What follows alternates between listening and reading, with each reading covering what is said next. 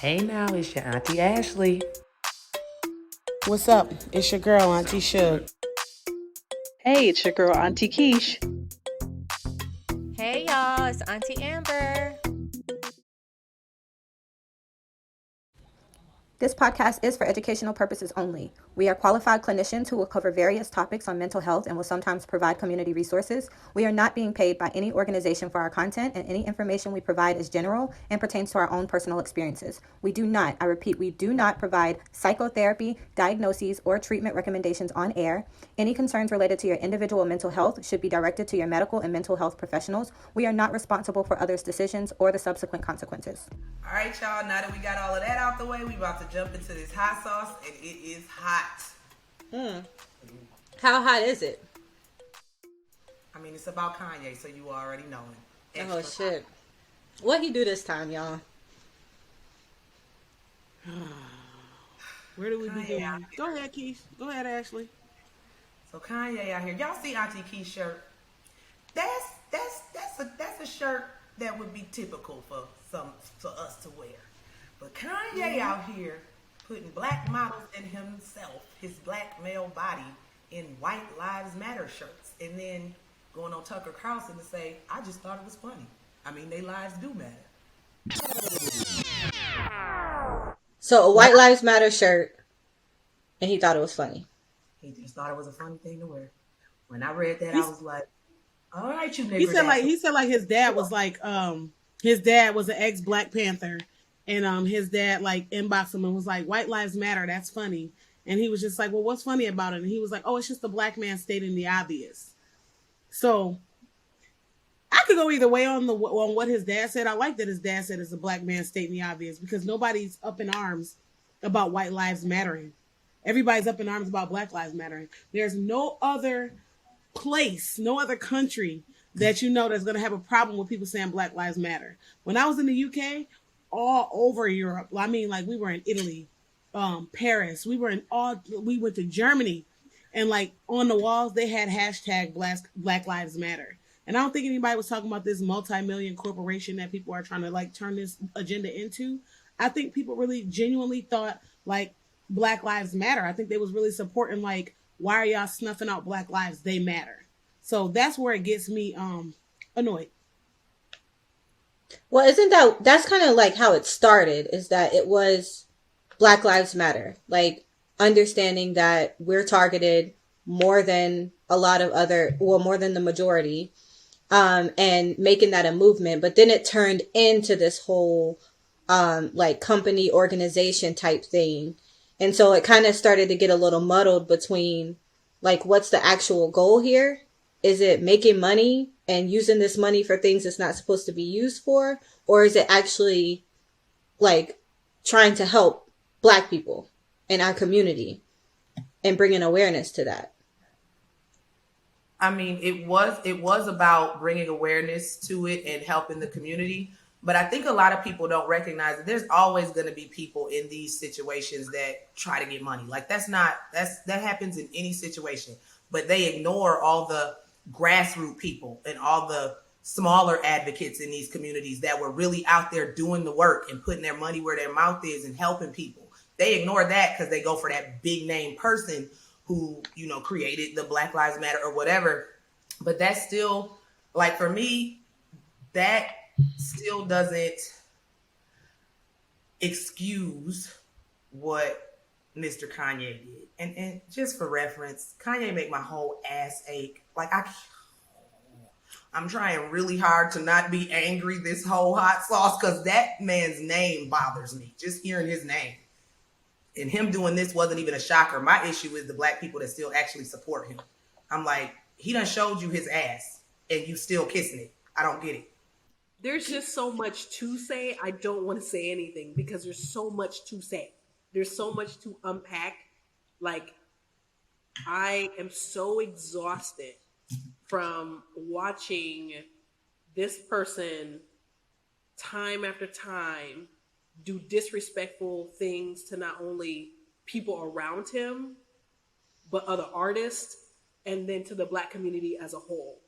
And we cover it with, oh, he is talented, or he's a genius, we cover that all the time with him. Because I could have sworn, last time I checked, Chrisette Michele sang at Donald Trump's inauguration, and the black community came for her with no regard. We have not seen that lady since. But Kanye been acting a fool for 10 plus years, and now we over here talking about his ass again. Why? Well, we already know the answer why with Chrisette Michele. We already know the answer why. Because we know full well a black woman is not going to get a pass like a man would. That's just not going to happen. We know that. We know that. There's no denying that. Her being a black woman, that cancel came quick. Because it's almost like one side of it is, well, a black woman should have known better. But so he didn't have to know better? Like, all she did was sing. He put on a whole Make America Great Again hat and was in pictures with him smiling and being freaking Jim Crow on the side. Like, I don't understand. But I do know it's because she was a black woman. She was a black woman, and black women don't get passes like that. Malcolm X already told y'all. We are the most disrespected, most neglected, all that. She wasn't going to get a pass. But Kanye will. Well, the only reason why Kanye gets his pass, the reason why sometimes I give him a pass, okay? Don't eat me, okay? I'm not for dinner. But the only reason why I give him a pass sometimes is because I think like he's hurting. Like, so I watched his Genius documentary, and like, I mean, I was floored. It really did make me a big fan. And like, just like the support that he had of his mother, and like his mother was the most supportive individual in the history of America.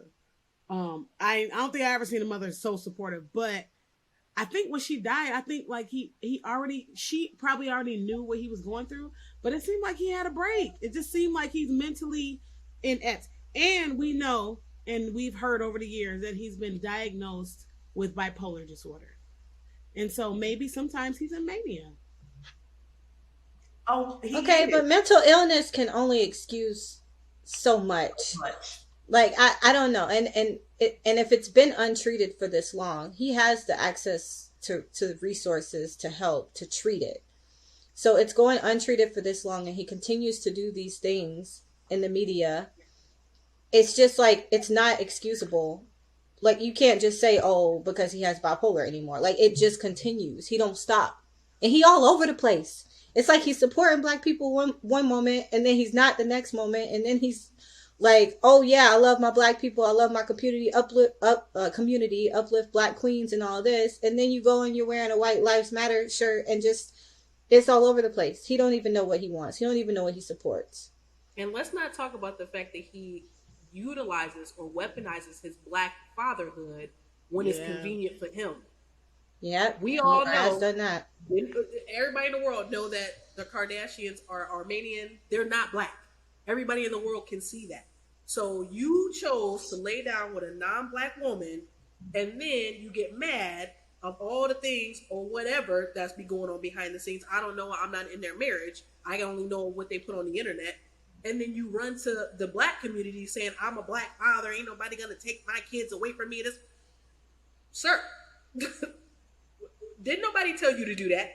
But you did it anyway. Because remember, he said in his song, when he get on, he gonna leave our ass for a white girl. We'll go right on over there ahead. Go and do that. And see, that's the other thing that pissed me off about Kanye too. He was the only person that could make me feel bad for a Kardashian and defend a Kardashian. I literally felt bad for Kim. I was like, too. And I don't even like him like that. I got me out here defending Kim because no. But too though, back to what Auntie Suge was saying, that grieving his mama still and the bipolar diagnosis, like Auntie Amber said, you only get a pass for so long. Because this is my thing with that. People keep giving Kanye the pass, right? Because of those two reasons. Do we do that for the people in our own lives and family? Because we don't do that for the people, for our cousin that has, it's like, no, I don't want to be around him. Don't invite him to the party. But we do this for Kanye. We don't do it for everybody though. Yes, we do. I disagree. I disagree too. There's some people that don't need to be invited nowhere.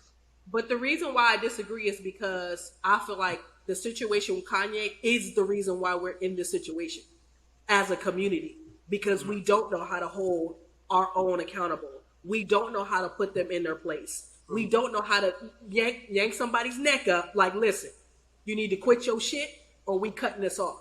And I feel like not yes, right now Kanye is in the front and he's the center, but I feel like he is the representation of a bigger issue in our community.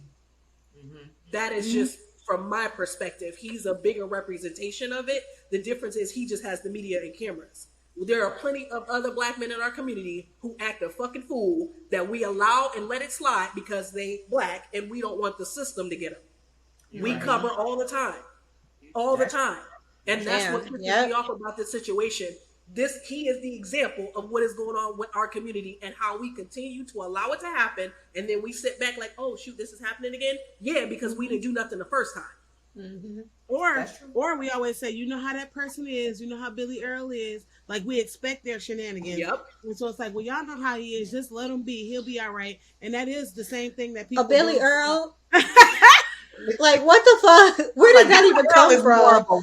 Billy Earl, like type of name. No, if you said Willie Earl, dang, Pee Wee, call him Pee Wee or something. You know how Pee Wee is. That's what we said.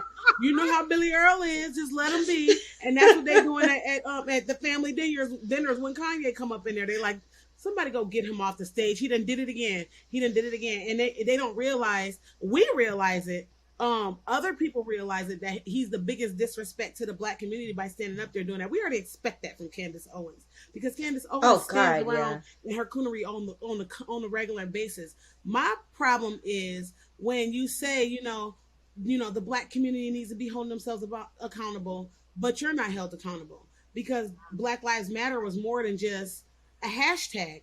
We fighting for our lives out here. George Floyd was in the street getting his life snuffed out among with all the other hashtag black people that we have to say their names. And that's why we say Black Lives Matter. But to stand up there, and there's nothing wrong with saying White Lives Matter, but everybody already know that. White lives are never strange fruit. White lives don't have to worry about jobs. That's why there is something wrong with saying it. No different than it was wrong for them to start saying, but all lives matter. Everybody's aware of that. They know that. Right. They don't seem to know that our lives matter. So no, those things don't need to continue to be said. That is the obvious. Like, that's not what we're talking about. That's what bothered me. Like, it's not funny to wear that shirt. It's not a joke. It's not some, because it's so obvious. Well, it's so obvious, then don't fucking say it. Like, I don't understand. Yeah. I don't understand either. Then you say Candace Owens. And you know what pisses me off?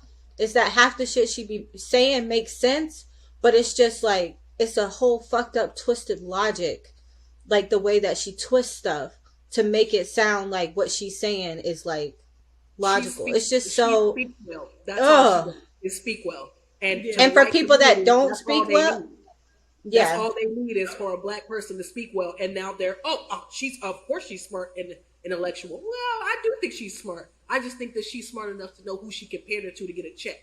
That's what I know. And like when she was talking about the whole backlash of the White Lives Matter shirt, she was like, well, the problem isn't that, it's the fact that we don't look within our community and look at all the issues basically that's going on in our community. And I was like, bitch, says who?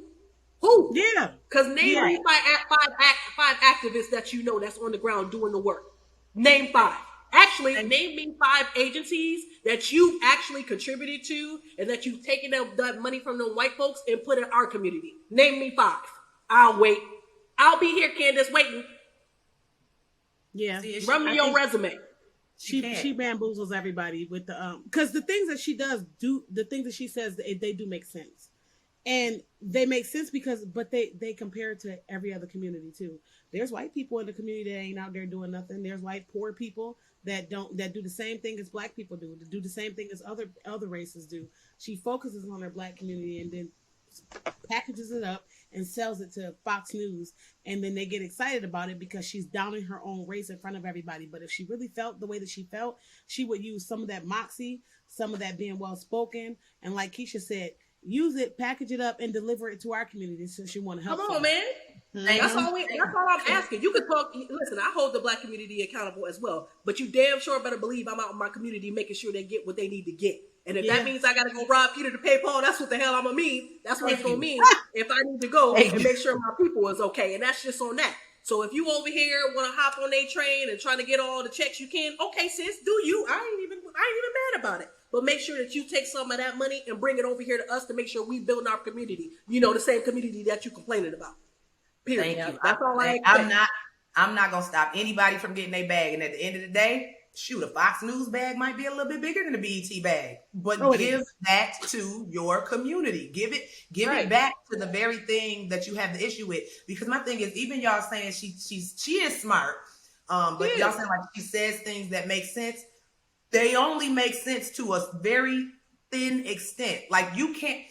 I just talked about this not too long ago. It pains me when people say, but what about black on black crime? First of all, crime is a proximity type of thing. The same amount of black people that harm black people because they're in proximity and community with those people, it happens in the Asian communities. It happens in the white communities. You hurt who's closer to you by proximity. So there's no such thing. You don't ever hear people say white on white crime, Asian on Asian crime. You don't hear that. They say that about us, and she runs with that because she knows if I say that, I'm going to have traction in these bigger arenas, these white arenas. Well, you know, another thing that they ignore too, what they ignore, Kanye is from Chicago. And so he's all too familiar with the gun violence in Chicago and all of that. And so people talk about black on black crime, but it's white on everybody crime. And that's just the truth. And so I got into an argument with this dude one time because he was like, you talking about Black Lives Matter, white lives matter, Asian lives matter. He was like, but what about black on black crime? I said, well, what about white on everybody crime? We watching Jeffrey Dahmer right now. He walking around killing Asians, Hispanics, and black people. That's white on everybody crime, but we don't call it that. We just call it crime. And so, like you say, it's proximity. And then one thing that her and Kanye ignore is that black people have been put into ghettos, given drugs, limited resources, and been taught to fight for their lives. And that's why there's so much black on black crime. And so the only way to get through that is to get in there, get in the weeds, untangle it. Like right now we're talking about mental health. Everybody's not on this mental health wave. We are 4 black women clinicians sitting up here talking about mental health, but never once have I heard one of them say, well, maybe we need to get into black mental health because the black mind has really been beaten down. Everybody else had a 400-year head start. So, but that's the part they won't. That's the part she skips out, though. That's the part she don't want to tell. And so for me, if you're gonna tell the history, tell it all. Don't just tell our part. Don't put that in there as if we started that way. You know we didn't start that way. So I need you to be honest and transparent about how we got here. And then we can untangle where we went wrong at and what we need to improve on. But don't sit out here and leave out half of the details. I can't stand a bitch who leave out details. And she always want to find exactly what proves her point. And that's why what she says makes sense, because she pulls statistics, valid statistics from certain websites, from certain research studies, and she'll just bust it out just like that. Like she knows exactly what she's talking about and skew. Oh, go ahead. No, go ahead. No, I was going to say, and just skew it towards what she's saying. But I mean, basically, like what Auntie Suge is saying, as a community right now, we're trying to undo a whole lot of bad shit that was done to us. That part. And because of that, it's just like, yes, there's going to be black on black crime. Yeah, maybe a lot of us are going to be struggling with mental health. Maybe we're going to make bad choices. And of course, when black people make bad choices, everybody else wants to point that out, right? It's like we get the maximum punishment for it or whatever. But at this point, we're trying our hardest to like let go of some of the things that we've learned and, you know, function better and do things in a better way. And not all black people are trying to do that. So that's also what makes it difficult. Yeah. And it's very clear they're not trying to do that. Right. We basically out here trying to pull ourselves up by our bootstraps, like they say, but we ain't got the damn boots. Like y'all took the boots for 400 years. And now we gotta pull imaginary bootstraps to get in line with y'all. What the hell? Bitch, we got No, we had to make our boots. We had to make our own fucking boots. Out here with no straps. We got sandals on. Right. Breaking and everything. We got sandals. in the snow. We out here with them 5-finger shoes on trying to make it. So what? Guess Yep. what? 1, 2, 3, 4. Auntie Suge, Auntie Keish, Auntie Amber, Auntie Ashley. We recognize that our community needs to be pulled up by their Jesus sandals, and we are trying to do that. And so, our biggest mission is to talk about Black mental health in the community and how we can fix it. Because we're not only focusing on the problem. Some people focus on the problem. We focusing on the solutions. And so, let's get into this topic about mental health, bipolar disorder, and things that get confuzzled in the media and have certain people acting in character, out of character.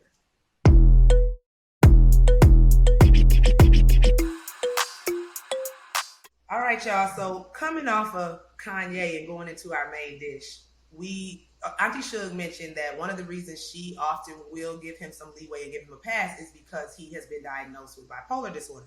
We did not diagnose him. He talked about that diagnosis himself, so we are in the clear for saying it. So basically, Auntie Suge was saying he has that diagnosis, and that can be used as a reason why he does some of the things he does or why he's manic sometimes. And she mentioned his mother. And from my understanding, when his mother was living, he was maintaining it. He was, taking medication and he kept it under control. But something that I recognize with his relationship with his mother is she raised him well, but she did not teach him how to live without her and how to maintain his mental health without her, which could speak to the length of the break that he had after she passed and the fact that he can't seem to manage his mental health issues on his own. So we want to talk to y'all about bipolar disorder today. Well, I didn't say that bipolar disorder is the reason why he does the things that he does.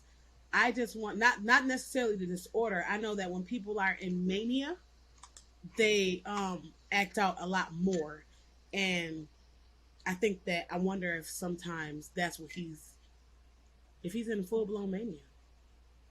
So before we get into talking about like his situation and then maybe some other symptoms in other people's situations, let's break down what bipolar disorder is, because our community, actually not just our community, a lot of people have misconceptions about it.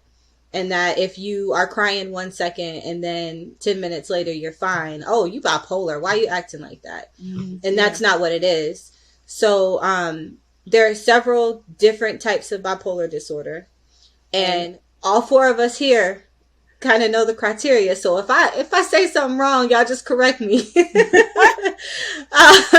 Because also, let me say this, as a clinician, I use the DSM. Like, I know I've met some psychologists who want to like act like they know everything from the DSM without looking at it. Like they just know the symptoms, but I always try to reference it and look at it to make sure I'm on the right track.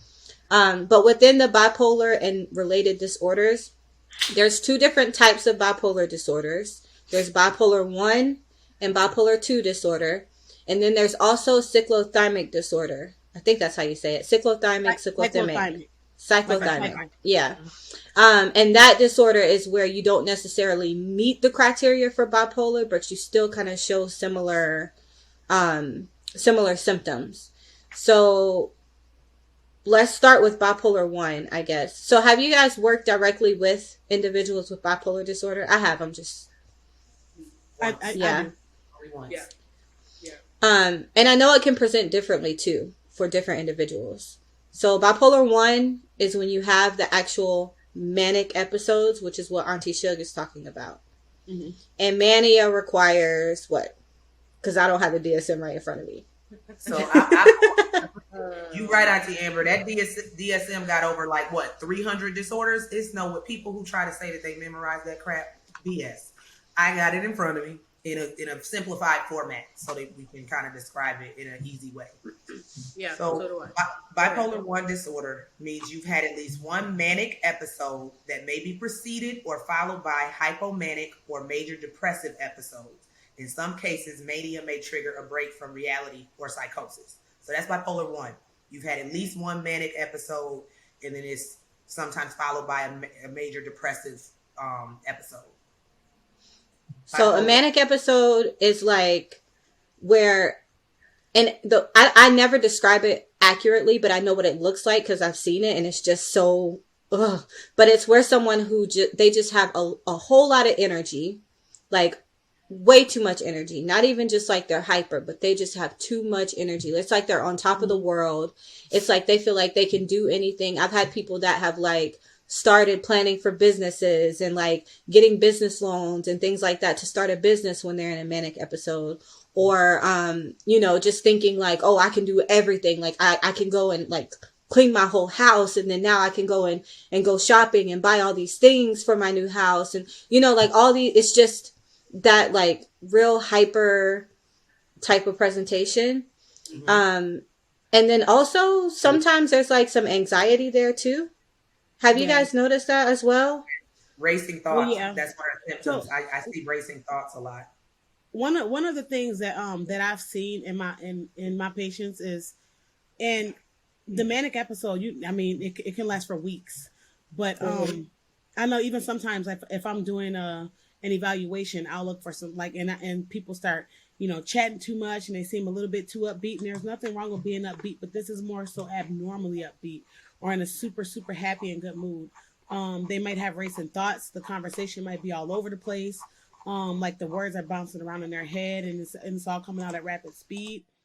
Excessive talking, just constantly talking way too much. Even in a session, like just way beyond just like being a chatterbox, but just nonstop talking. On edge.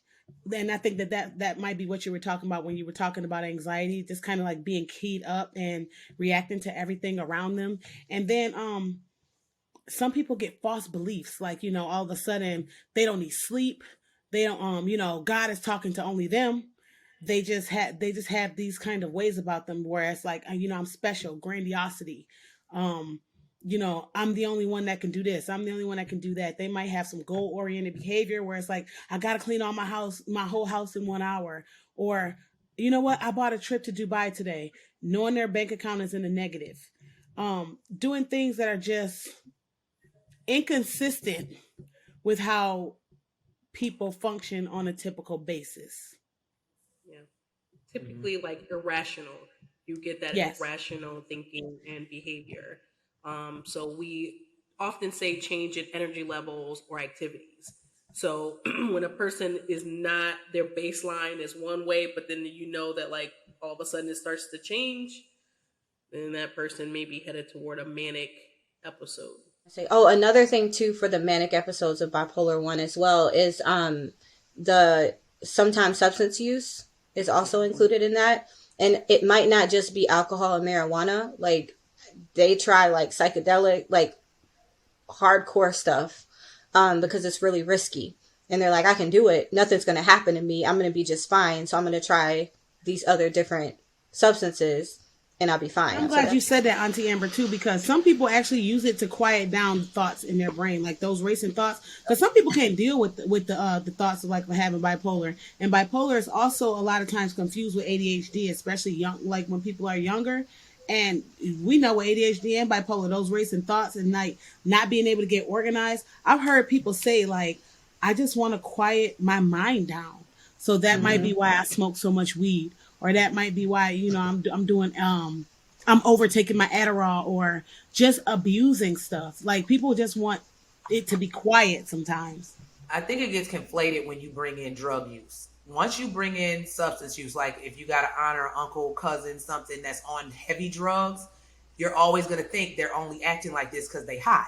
So you don't really understand that no, the drugs, they are self-medicating because they can't quiet their thoughts or they can't Mm-hmm. regulate their emotions. But as an outsider, you don't know that. You're just thinking, oh yeah, they on drugs, so that's why they acting like that. Mm-hmm.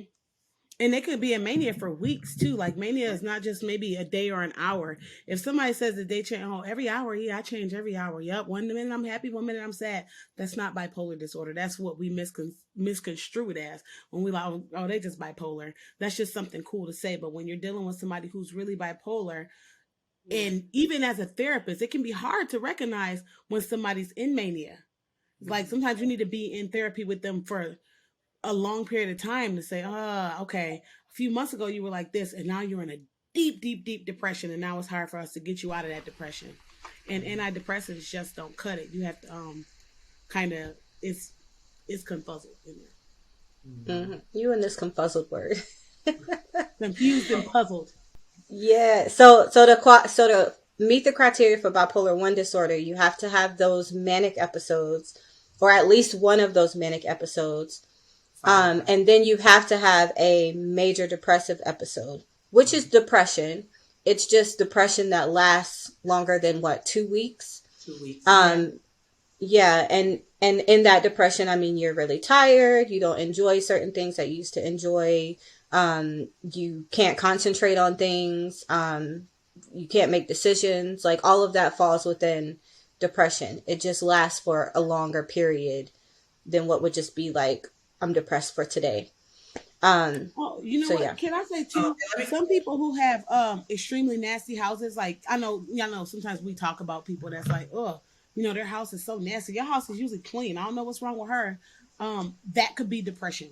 Like, instead of, like, if you notice that somebody's mood changes like that to where they're not cleaning, they want to sleep all day, because it's not normal to sleep all day long.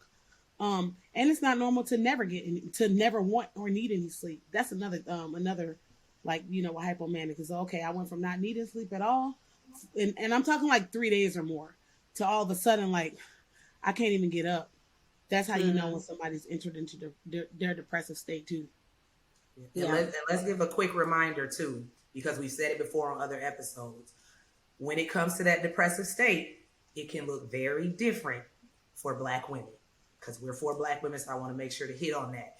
She might look on the surface like everything is cool, like she going to work, she's still showering, she's still doing all the things, but it shows up differently. It can show up in that, you make one mistake and it's like, oh, this is the biggest mistake in the world, and like, I can't get over it. So it shows up different for Black women. We do hit some of those symptoms, but it still can show up different. So don't think somebody's not depressed just because it seems like, oh, but she going to work still, she's getting everything done. That doesn't necessarily mean anything. I was just going to say, for bipolar 1, typically we see hospitalizations for bipolar 1 individuals. So if an individual needs to be hospitalized, or maybe headed in that direction, then that would be also a symptom or a factor when considering someone with bipolar 1. Yeah. Last thing on bipolar 1, one of the symptoms gets confused with a lot of other things. So the symptom for the exaggerated sense of well-being and self-confidence, like that grandiose thinking, that exaggerated sense of self, people confuse that with narcissism, narcissistic personality disorder. They're like, oh, this person thinks so much of themselves. They think they so much, and so this, so that. It gets confused with other things when it's really bipolar disorder, a symptom of bipolar disorder. Bipolar 2 is hypomanic, which is not necessarily manic. It doesn't go on for weeks at a time. The mania is a week. So hypomania is the same symptoms of mania, but it only happens for up to 4 days. It doesn't happen for a week or weeks at a time. And then you go into the major depressive episode. So it's kind of like a less severe version of bipolar 1, but it's a little more hard to detect without like actual psychological evaluation. Like, someone who's manic, you're going to know they're manic after hearing our episode today and getting this education. Hypomania is a little bit more difficult to tease out. Have y'all ever worked with anyone with bipolar 2? Now that I have not. No. I'm working with 2 people, one with bipolar 1 and one with bipolar 2, but bipolar 2 is more rare, or bipolar 1 is more, one of them is more rare than the other. I think it's bipolar 2. Bipolar 2. It's more rare. That's how I knew about the medications. That's how I knew, like, you can't just say, okay, let me give you something for depression, because then all of a sudden you're giving them the happy drug, and then that shoots them further into mania. And then the cyclothymic, I always say that wrong, but that one is when you don't meet the criteria for mania or hypomania, but you still have the elevated mood every now and then, and you don't meet the criteria for major depressive disorder, but you still get depressed, and you cycle between those two. That's that disorder. So it's just it's under the bipolar disorders, but it's not considered bipolar. And you have to have been having those back and forth hypomania and depressive symptoms for 2 years at least. For the cyclothymic? Mm-hmm. Yep. People when it comes to bipolar, they come in episodes. So, and I'm just going to use him for example, Kanye. He'll go periods of time where we won't hear from him.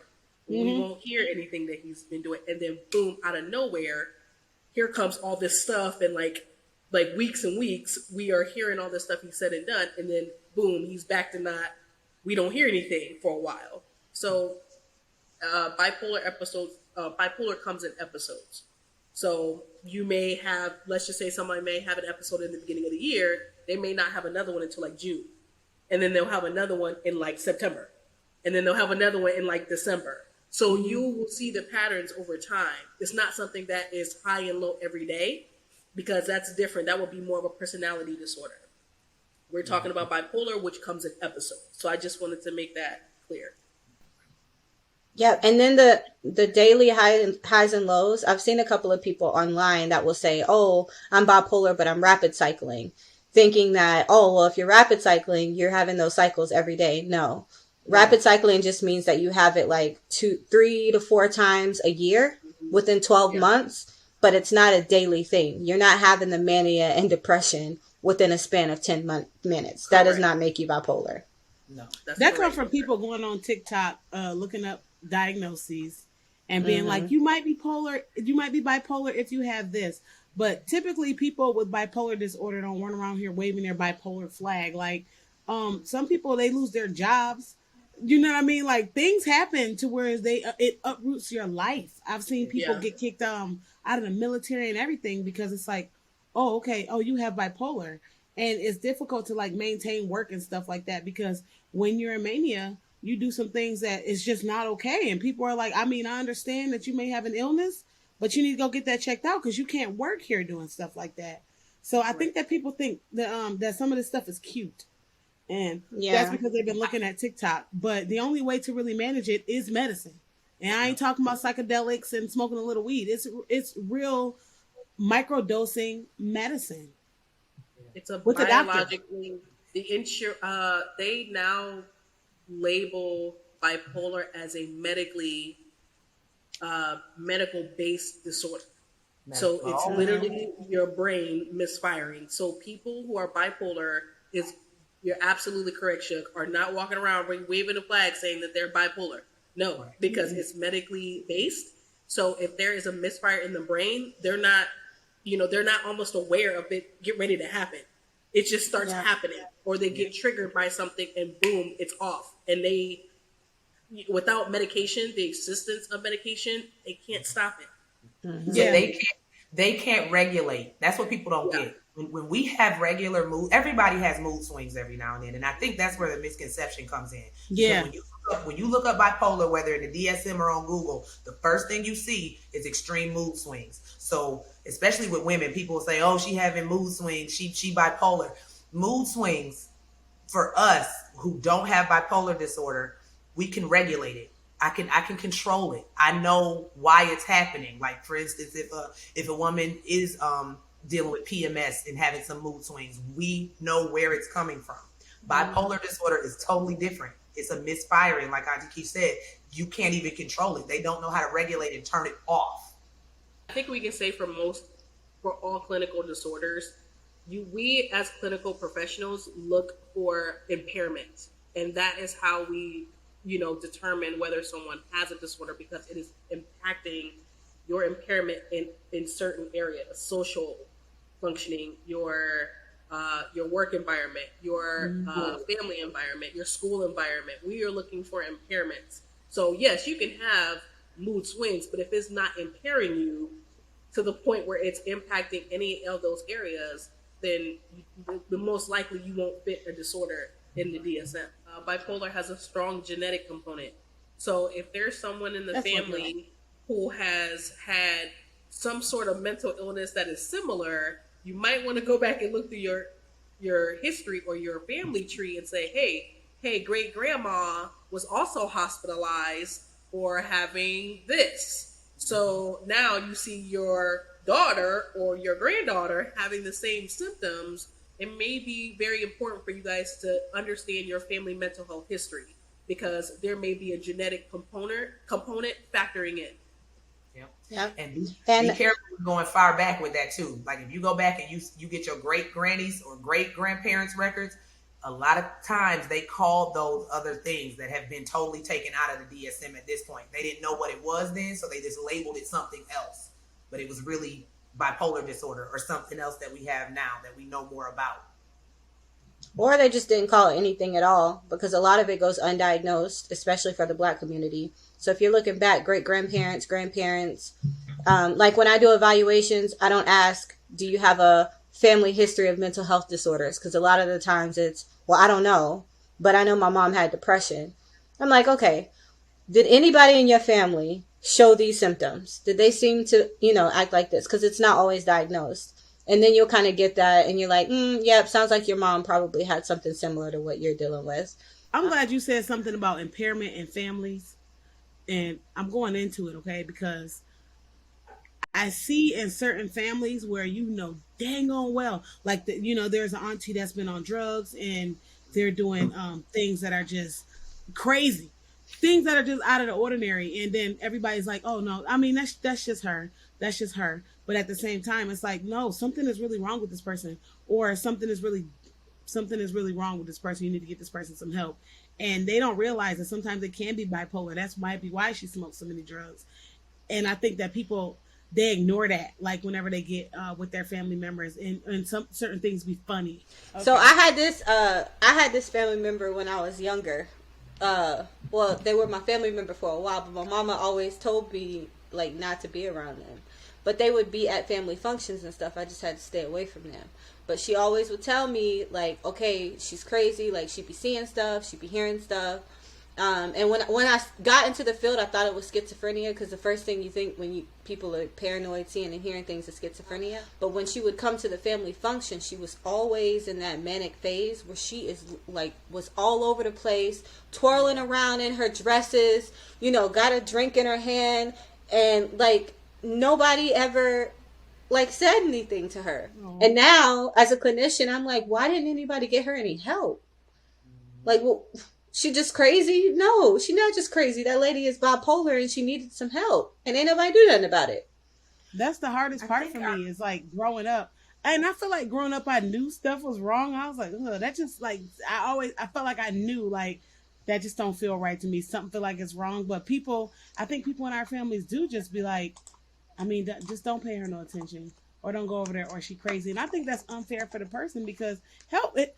If y'all see me out here butt naked in the streets, or trying to stab somebody, or just, what I mean, just doing random stuff, help me.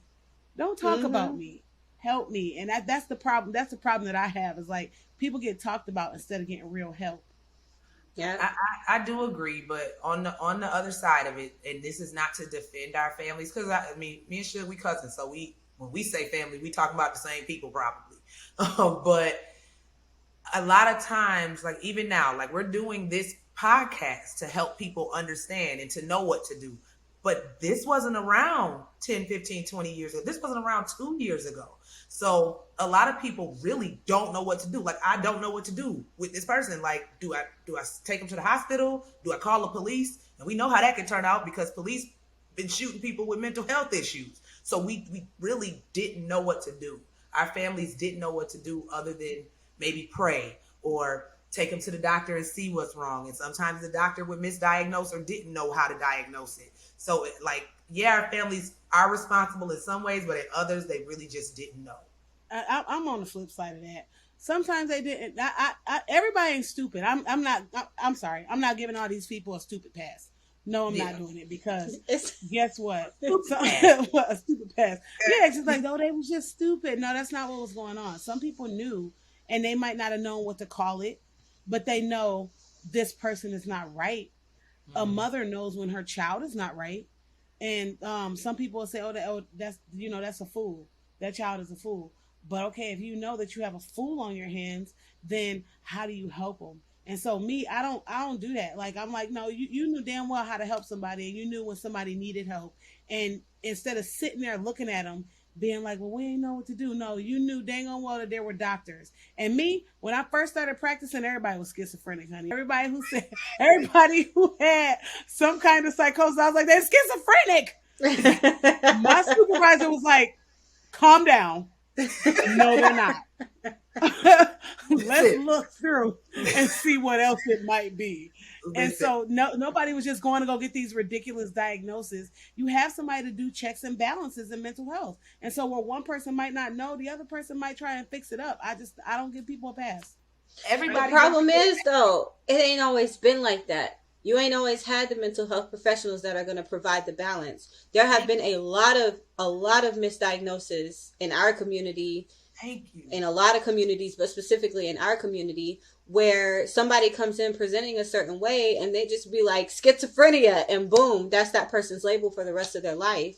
And then, like, yes, maybe you know that they need help, but I also don't think that back then they knew how to help either, because the resources just weren't there as much as they are now or have been in the past couple of years. And what do you think was our number one resource? What's The emergency room. No. Oh. Before that. what was we using? Where was we going? To the doctor. Free clinic? To the church. Oh. Yeah. And it was a demon. It was a lot of demon. Black people's solutions to addressing some of these mental health issues is going to the church, praying it away. Yep. Being That's grounded true. in their faith. Yep. So even if they did know what was going on, and let's just say there was rarely any resources, or they were not getting the quality of care like the majority was, they went to where they knew it was safe, which was, we gonna pray about it. We gonna just go to church. We gonna We know exercise something's this. wrong, We but gonna we don't exercise know the nothing demon. else but this. Yep. They were Yeah. exercising demons. That's what it was. Oh, they got a demon. Let's get it out.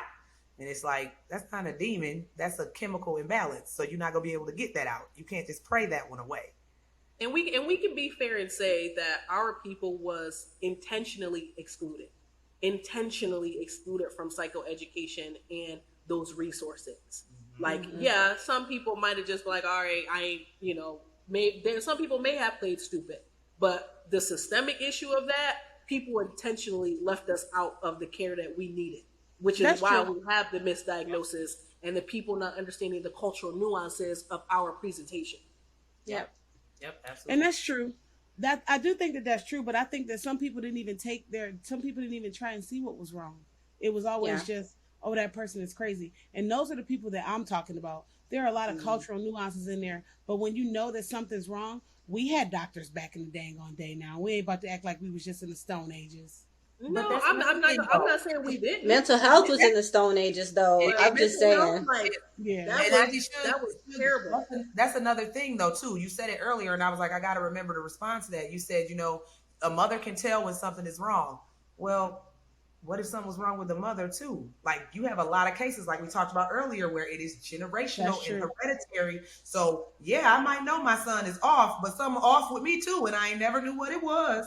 So we just both off together, and we just gonna do this together. Or is this normal? We off, but this is normal for our family. It's normal So for our our family is like this, so we good. Like, we ain't gonna do nothing about it because Right. everybody in our family is like this. It's really flawed thinking, but I can see where people thought like that and just didn't do much about it. But I will say I'm with you, Shug. Like, think of the families we work with now who just was like, oh, well, I just didn't. And now, unfortunately, people are going to the internet and TikTok and Facebook and Twitter trying to get diagnoses, knowing damn well we like, now why would you do that? But they doing it anyway. They're doing it anyway, even with the resources we have out here. They are still going to IG and TikTok getting diagnosed. Yep. And we are like, why? When you have access. Why? When we're here. And I will say I'm with you, Auntie Shug, on one part, though. Because in our family in particular, even years back, we've always had somebody that worked in the hospital in our family, whether it was a nurse, a CNA. We've had these people in our family. So it's like, my mama. Somebody should have picked up on it. Somebody should have picked up on it if they work in this field. Granted, they might not have all of the schooling and all the education, but they see it. They know. But what if they did take that's on my it and thing. feel shame? Like, do you guys feel like people would be more shamed, or like feel like guilty, or like feel like something is wrong with them and that's why they didn't say anything? Like, feeling like an outcast? Because we do know that when people have disorders, mental disorder, some type of disability at all, they get shamed about it because they're not neurotypical. They're not normal like everybody else. And the moment they get this label, it's following them for the rest of their life. Now it may impact their friendships, their jobs, just in whatever. So do you think that the reason why they didn't say anything because of the stigma? That's a big thing in our community. I do think that a reason why some people wasn't saying anything was because of the stigma. And then back then they were putting you in mental institutions, and and it wasn't like our mental hospitals today where, you know, you go get evaluation and all that. The mental institutions, sometimes people came out worse because they were just pushing pills down people's throat and not necessarily knowing exactly what they had going on. But to my point, mental institutions, some people did get help. And maybe not everybody, and we know that Black people had a harder time getting help with everything, but I do know that, you know, we've had a lot of like social workers, and not all bad social workers, and Black people have had it hard. So I really do need to like be a little bit more sensitive to our community in that respect. But for me, I don't care if I was born in 1929 or 1957 or 2000, whatever. I knew that something was different with my daughter. I was like, something just seems different, and it's not off. It was just like, okay, she's not performing like everybody else. And so I had to go and dig and see what's going on. And then I found out, okay, she can't hear, or, you know what I mean? Okay. And so that's why she's speaking late. And so I have a hard time with giving the pass, because even if you didn't have mental health back then, which we all did, or even if you didn't know what to do with it back then, you could at least kind of try to pull your resources together. Hell, there was encyclopedias. Well, another thing too is that a lot of the people that I get, a lot of the people that I get now for evaluations are coming in because the doctor had to tell them, like, oh, the last 3 times you've been in here, you've been telling me this. I'm gonna refer you for a psychological evaluation. So the parent themselves didn't think like, oh, something's off, or like, oh yeah, you know, my kid needs, but the doctor had to be the one to say it, or the teacher had to be the one to say it, or the principal had to be. They're in my office 4 or 5 times a week. Like, can you take them to be evaluated so we can figure out what's going on to help them? So the parents don't always realize it, but like Shook saying, like, yeah, somebody, like, you got to go to the pediatrician as a kid. Yeah. Throughout your life. They've always had those. But so somebody had to say something. People lie, because I'm going to tell you, you got to go to the pediatrician. Kids have, every year you're supposed to do a wellness visit once a year. People lie on those forms. They'll be like, oh yeah, he got it. That's normal. He just messed up this time. Because I done filled out them forms for the kids for the wellness checks. And it's like, can they make a square? Can they walk in a straight line? Can they do this? These intricate things to tell you if it's a little off, maybe tell the doctor. People lie on them things. It ain't about the forms though. Doctors do their own observations, just like clinicians do. You can sit here and write that you're the calmest person in the world on a form, but I'm looking at you and you over there doing all this and looking around and stuff. My judgment as a professional is that, like, what you putting on this form is not accurate. Right. So I'm going to give you something with a validity scale to tell me whether you telling the truth or not, or whether you know, like, you being honest or not. And there's the practice of, you know, obviously consent forms to getting releases of information. So at some point in the record, somebody is going to have something written, you know, about this person's background, whether it's a teacher, whether it's a pediatrician, a clinician, somewhere in there, somebody's going to read something like, now, wait a minute. Now, what about this? If it were a good provider, they would go back and look in the history and understand, okay, this is the treatment that this individual obviously got in the past. Now, what has changed now if this is not showing up now, or this person or parent is saying this doesn't exist now? Well, what has changed? A good provider would be knowing to look back in records. And a good provider always does their own diagnosis, because I get people who come to me with a diagnosis already, and I'm like, oh, I didn't diagnose that. Let me go ahead and check it myself. Just to see. Yeah. And looking at all the other records too. But so yeah. And you have people that hold on to, I'm sorry, Ashley, just one thing. You have people that hold on to every single diagnosis that they've ever had in the mental health field. Like, I will have somebody come in and I'm like, you had a psychological evaluation in 2018. What were you diagnosed with? Oh, well, I was diagnosed with PTSD, bipolar, ADHD, autism, this, and this. And I'm like, all of that in one evaluation? No, you're holding on to all these diagnoses over the years. You just take the most recent one that you were provided and then you give that to me. And then we look into that. Because, like, over the years, mental health has changed so much that you were diagnosed with ADHD at 7 because they didn't know how to evaluate it properly. But now in 2022, we're looking at it like, no, your attention problems is really from this depression or from this anxiety. So I just, yeah. I want to point out that y'all kept saying a good provider. Let's not ignore the fact that in our communities, especially lower income communities, it's not always good providers. And a lot of times it's not. Just like we get teachers in school in those communities who will push a kid through the grades, and then you asking, well, why can't my 11th grader read? Well, he couldn't read in second grade, but they just pushed him along. Same thing happens with doctors. Those overworked doctors in those clinics in underprivileged communities and the hospitals and stuff that take Medicaid, Medicare, and this is not to say anything is wrong with Medicaid, Medicare, but they will push you right on along. They will misdiagnose or not diagnose. They will say they're fine and push it right on through because they overworked and burned out. So we can't pretend like all of the people in our family, especially coming from where we came from, we know doggone well it wasn't all good providers. It was some, but not all. Not that there's all good providers. I'm just not absolving family members who see something wrong and don't do nothing about it. I'm gonna double down. I just And think then y'all you are the biggest advocate of your family member. Like of my children, I fully recognize that I'm their biggest advocate, and I advocate I advocate the cuss out of these kids, okay? Because I make sure that you're not about to miss nothing. They're not about to get swept over. We're not gonna go through life pretending like everything is okay so that I could be comfortable. I'm gonna have to get uncomfortable because this is life. Like we said, Kanye's mom may not have prepared him for whenever she passed. We don't know that, but I know that that's what I'll be doing. And so whenever you decide, oh, well, I don't know, people ain't know back then. No, some people are not prepared for life now because people was ignoring what was going on back in the day.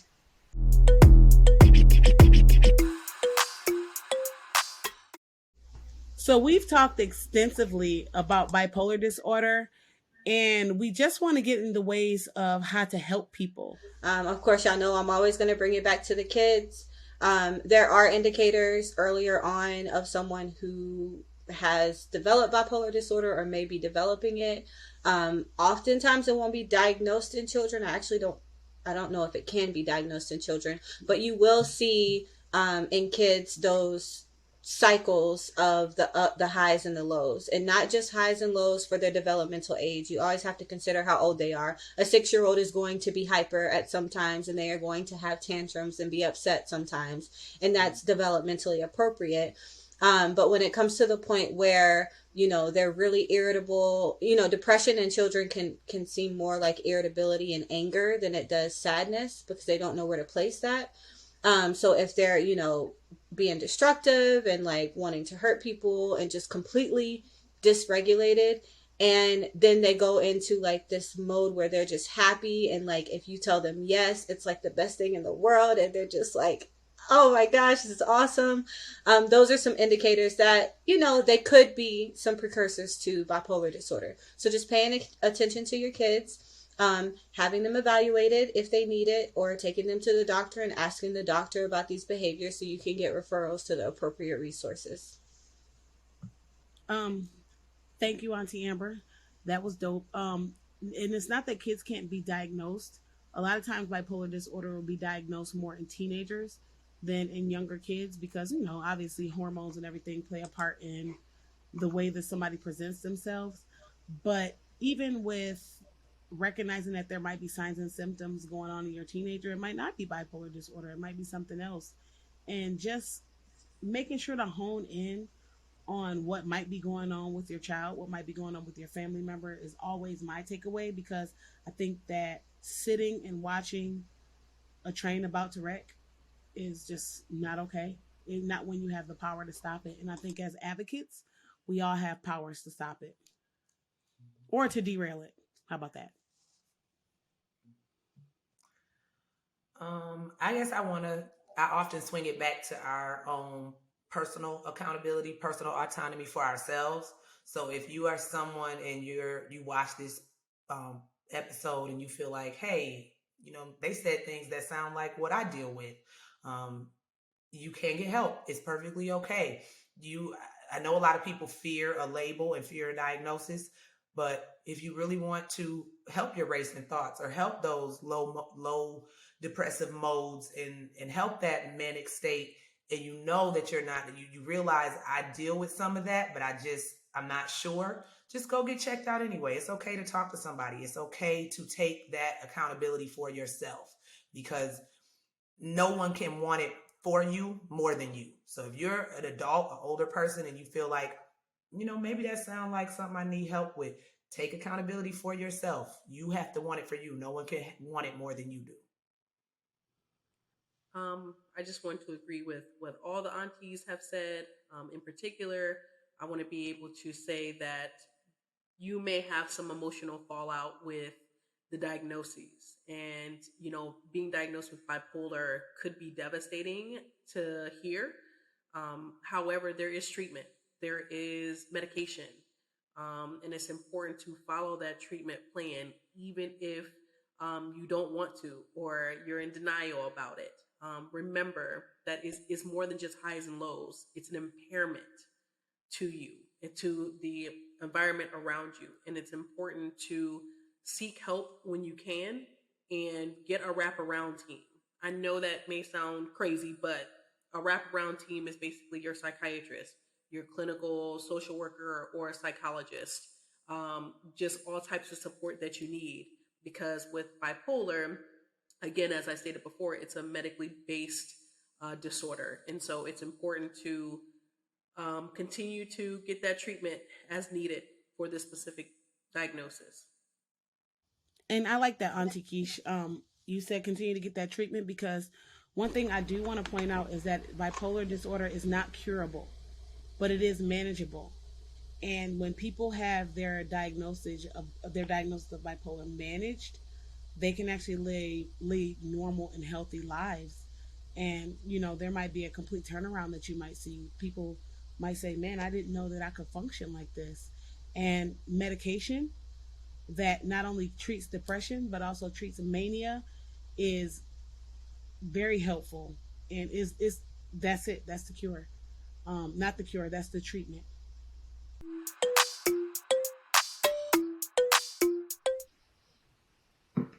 All right. So let's talk about ways to help people with bipolar disorder, or just oh shoot, my bad, y'all. Good. Okay. All right. Hold on. One more time. Okay, go. So now that we got all that out the way, we hope we hope you guys and shit. Hold on. All right, hold on one more time.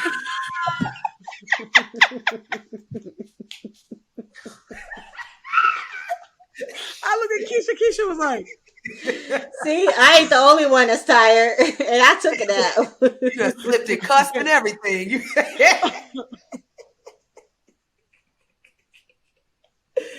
Here we go. the thing that gets on my nerves about treatment and treatment planning is that people lie. That is the biggest thing that annoys me whenever I do diagnostic interviews, is that people know that their family members have had stuff going on, but then they get they get embarrassed. I've seen people flat out just say, nope, not my family, not my family. And then when we get into full blown therapy, all of a sudden, Billy Earl did have these symptoms, and now he did have these symptoms, and now you willing to say it because you ain't know me in the beginning. Like, I need to know this stuff first, because now I need to know what I'm looking at. And it's not that I'm going to look at it and say, oh, you said Billy Earl got this, so let me go ahead and diagnose you with this. But I need to know, you know what I mean? We need to know family history. Yep. No, I'm glad you cleared that up though, because I didn't even think about the fact that, like, the shame and the stigma associated with it and why they don't want to report that. But yeah. Yep, we just want to know, just so that we could see if there's anything in your family that could have been passed down genetically. A lot of times, like we were saying earlier, you really don't know. Back in the day, it was just your crazy uncle or your crazy aunt, and we gonna pray for them. They'll be all right. They just need Jesus. Like, that's what it was back in the day. So they really might not know, oh, my uncle had bipolar, but they know something was off about my uncle. I don't know what it was, but something was off. And if you No, can they even keep on say giving them that, a pass at the barbecue.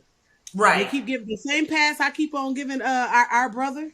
They keep on giving him the same pass. That's just Billy Earl. Give him some liquor. No, don't give him no liquor. Don't. Well, also, it's not just genetic though. There's also been some research that shows that, like family dysfunction as a child, or like emotional trauma and things like that, could also contribute to the development of bipolar disorder, in addition to genetics. So that's just, I mean, I don't know what we do with that, but I don't know if Kanye ever had any of that. I don't believe with his, because I watched that too. Even though Kanye get on my nerves, I watched that show on Netflix, his little documentary on Netflix. It was good. Let me be informed, and I won't say that it wasn't good and that I didn't learn a lot, but he still don't get a pass with me. It don't matter. Nothing in there made me feel bad for him. Nothing.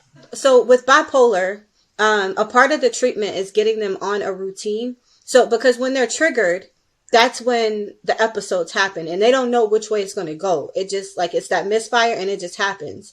So getting them on a set routine where things are as close to the same thing as possible every day. So when his mother passed away, that completely changed his routine, like 100%, because she was so involved in every single thing that he did. So then there goes the misfire, there goes the trigger, and he can't control it. And now he doesn't have that support anymore to get him back on track. So that doesn't even make you feel a little bit like... We feel bad. And then people got a lot of yes men around them too. And so whenever you got a lot of yes men, people ain't checking you on the things that you should be doing. They're letting it go. And then a lot of your yes men don't even understand your disorder. I would have given, it might have been different if Kim was able to reel him in, but she wasn't even able to do that. So even after his mom, he still got married. And at least from the public, it seemed like she wanted him to get help and tried to get him help. So there was at least some sort of stability, regardless of how we feel about it. There was at least some sort of stability she was trying to put in place for her marriage and for her children. So, you know, I would have probably been a little bit more lenient if he'd have just took that and, you know, tried to get, and maybe he did try. I don't know. I mean, we can't ignore with his mother in particular, the big picture. One day, everyone is going to lose their mother. We know that people have to die. He would have never been prepared for that in that case. Because like I said earlier, and this is not me blaming a black woman, because I refuse to blame Kanye's mother, because she was a wonderful, amazing woman and mother. But like I said, because she was so there and so with him all the time, she really didn't prepare him for her not being there. How do we know that? Just based off the documentary, it would seem like she didn't prepare him for that time when is he in a prolonged state of grief? Because that's another thing in the DSM. That's just adding to what we already talking about. But when we talk about going into different diagnoses about Kanye, we have something called the Goldwater Rule, which as clinicians, because he's not our client, we technically cannot diagnose him as, you know, as a public figure. Again, if you want me to answer that question about the grief, I don't know. I don't know. I can't speak to that because I don't know him. I just know his behavior is not appropriate right now. And I don't know if he could be in a manic state, but right now I'm just not a fan of a continuous behavior that is harmful, that is doing harm to the public and doing harm to the community. And whether he thinks it's funny or not, whether this is a part of his branding or not, it's not funny anymore. And there are actual black and brown individuals in the grave right now because of those same individuals he's propping up doing that.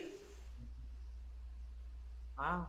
That was some good information, ladies. So I think we can wrap it up for the viewers today.